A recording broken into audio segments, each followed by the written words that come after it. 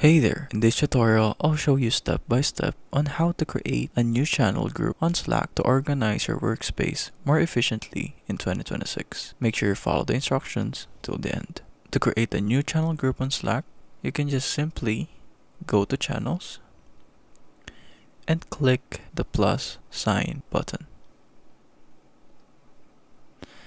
After clicking the plus sign, you can now enter the name of the group that you're creating.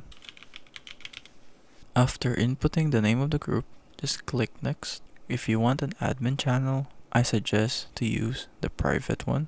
But for those who want to create a new channel just to organize their workspace, I suggest to use public. After this, you can just hit create. After hitting create, now you can add people who would be in this channel. And that's it. If it helps, leave a like and subscribe for more tutorials like this.